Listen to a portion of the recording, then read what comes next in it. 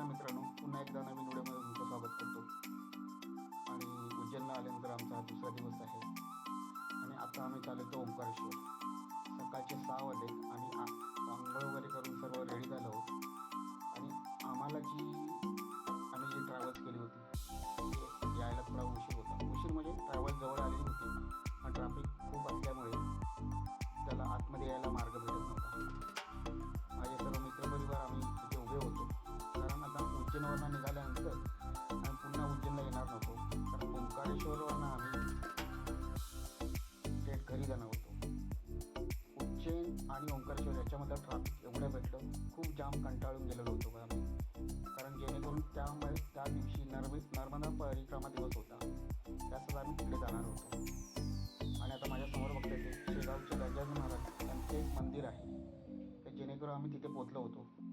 पोचल्यानंतर आम्ही तिथे भोजन केलं. त्याच्यानंतर थोडा तिथे आवारामध्ये जे काही मंदिर आहेत तिथे दर्शन वगैरे घेऊन आम्ही पुढे जाण्याचा प्रयत्न केला.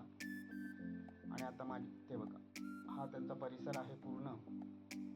पूर अशी शांत वास्तू बनवलेली आहे. तिथून आमच्या जेवणाचा कार्यक्रम झाला, तर आम्ही भुकेले तर होतोच, पण गजानन महाराजांच्या कृपेने आम्हाला जेवण्याची पण संधी तिथे भेटली. त्याबद्दल आम्ही खूप खूप आभारी आहोत त्या संस्थानाचे.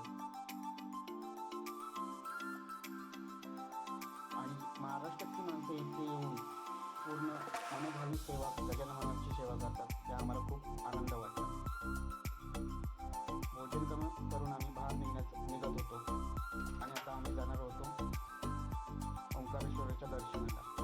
कारण इथूनच 2 मिनिटाच्या अंतरावर नर्मदा नदीचा जो परिसर आहे तो चालू होतो. माझ्यासमोर फक्त तो डोंगर, त्याच्या डोंगराच्या ह्या साईडला वरती नर्मदा रिव्हर डॅम आहे. त्याचबरोबर तिथे नदीचं मोठं असं पात्र होतं. तिथून आम्ही थोडंसं चालत वरती गेलो आणि माझ्यासमोरच बघताय तुम्ही ब्रह्मगिरी घाट ओंकारेश्वर. आणि माझ्यासमोर बघता येते हे नर्मदा नदीचं भव्य असं पात्र. आणि माझ्या राईट साईडला तुम्हाला थोड्यात दिसेल व्हिडिओमध्ये, तिथेच नर्मदा रिव्हर्सवर जो डॅम बांधला आहे तो डॅम आहे. आणि ते डॅमचंच पाणी या साईडला आणि त्याच्या दोन्ही साईडून खाली येतं.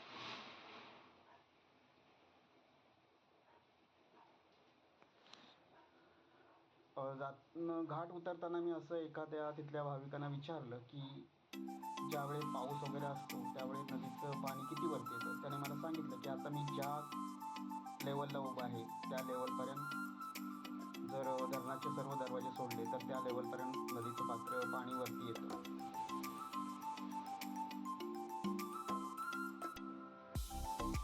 इथे पण सुट्टी असल्यामुळे आणि नर्मदा परिक्रमाचा दिवस असल्यामुळे खूप गर्दी होती. आणि हे बघा, मगाशी बोलल्याप्रमाणे हा नर्मदा नदीवरती बांधलेला डॅम आहे. आणि तुम्हाला सांगू इच्छितो, नदीचं एक कालवा आहे तो या साईडून येतो आणि हा माझ्यासमोर दिसतो त्याच्या साईडून तो दुसरा एक कालवा त्या साईडून होतो. आणि हा कालवा दोन्हीच्या डोंगराच्या त्या साईडून पूर्ण एकत्र येऊन नदीला मिळतो. त्यामुळे इथे भरपूर प्रमाणात पाणी वगैरे असतं. भाविकांना सूचना आहे की नदी भरपूर खोली असल्यामुळे पुढे जाऊ नये. त्याप्रमाणे बॅरिकेड पण लावले होते.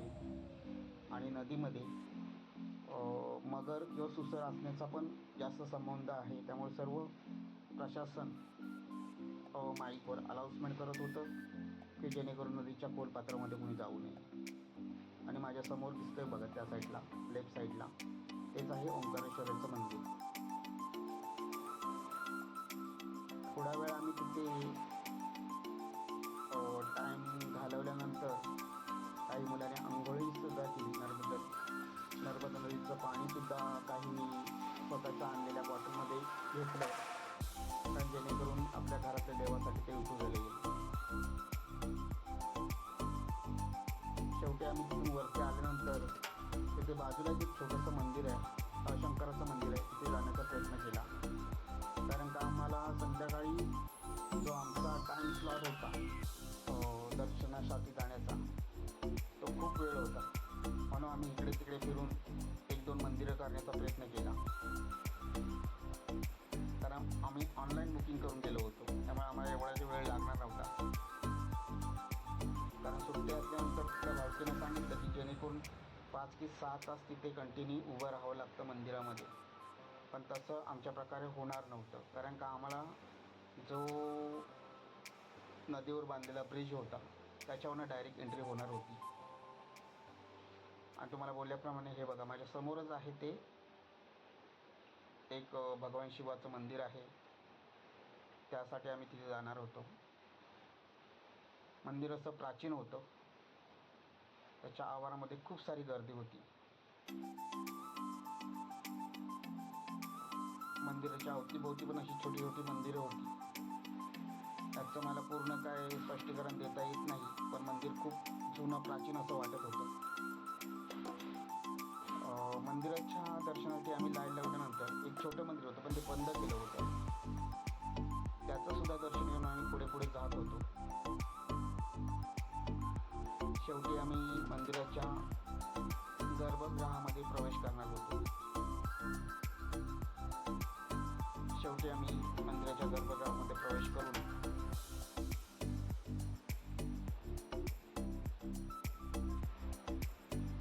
जे माझ्या समोर दिसतंय ते मामलेश्वर ज्योतिर्लिंग याचं दर्शन घेण्यासाठी निघालो. माझ्या समोर बघताय कॅमेऱ्यामध्ये. दर्शन घेऊन आम्ही शेवटी बाहेर आलो. थोडा वेळ तिथे घालवून भगवान शिवाची आराधना करून आम्ही पुढे जाण्याचा निर्णय घेतला.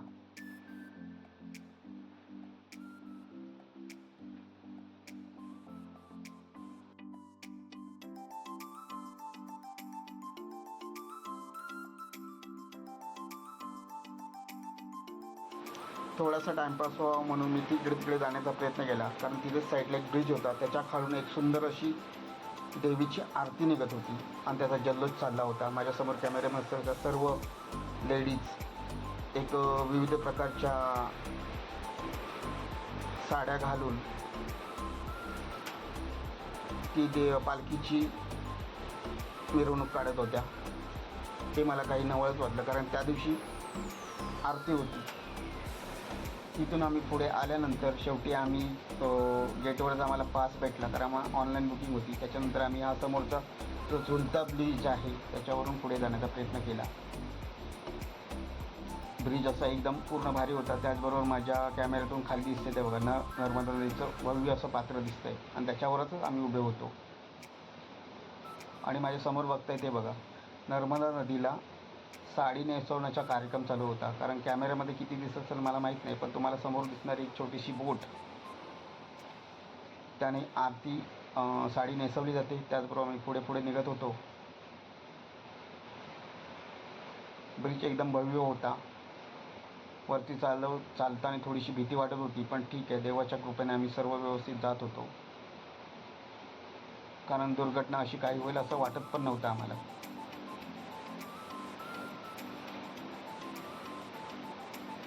शेवटी आम्ही ब्रिज क्रॉस करून पूर्ण विरुद्ध दिशेला आलो आणि त्या साईडून दिसणार हे जो ब्रिज आहे त्याचा एक आनंदच होता. त्याचबरोबर आम्ही थोड्या वेळानं लाईनमध्ये उभा राहिलो. लाईन तर पुढे सरकत नव्हती. माझ्या साईडला लेफ्ट साईडला असलेल्या भाविकांना मी विचारलं की तुम्ही कधीपासून लाईनमध्ये उभे राहतात. त्यांनी सांगितलं आम्हाला की आम्ही सकाळी 10 वाजता उभे राहिलो होतो, पण आता संध्याकाळचे 6:30 वाजलेत, आता आम्हाला दर्शन होतं आहे म्हणून. म्हणजे यावरून तुम्हाला समजू शकतं की ओंकारेश्वरला येताना किती गर्दी होऊ शकते. जर तुम्हाला कोणाला यायचं असेल तर ऑनलाईन बुकिंग करा तरच या, कारण जेणेकरून स्वतःचा टाईम पण वाचेल आणि दर्शनही लवकर होईल, जेणेकरून कोणालाही त्रास होणार नाही.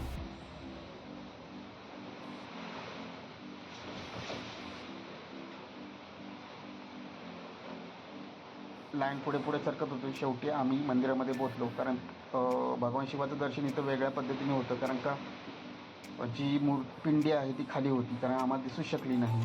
शेवटी आम्ही दर्शन घेऊन पुढे निघालो. शेवटी आम्ही थोड्याशा काही उंचावर जाऊन नर्मदा नदीचं पात्र न्याहाळण्याचा प्रयत्न केला.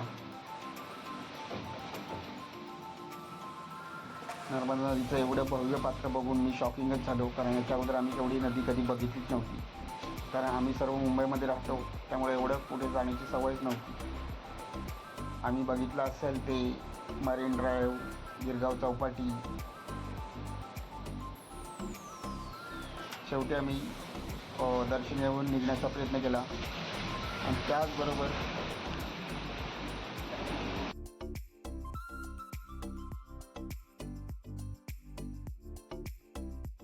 तर मित्रांनो, पुन्हा एकदा तुम्हाला सांगू इच्छितो, ओंकारेश्वरचं दर्शन आमचं खूप चांगल्या तऱ्हेने झालं आहे, जेणेकरून आम्हाला अर्धा तासच लागला होता. आणि त्यानंतर आम्ही पुन्हा एकदा नर्मदा रिव्हरच्या ज्या इकडचा घाट होता त्याच्यावरती आलो होतो. पुन्हा एकदा अशाच नवीन व्हिडिओमध्ये तुमच्यासमोर येत राहीन आणि या व्हिडिओमध्ये इथेच तुमचा निरोप घेतो. धन्यवाद. जर माझे व्हिडिओ तुम्हाला आवडले असतील तर लाईक करा, सबस्क्राईब करा आणि शेअर करा. तोपर्यंत गुड बाय.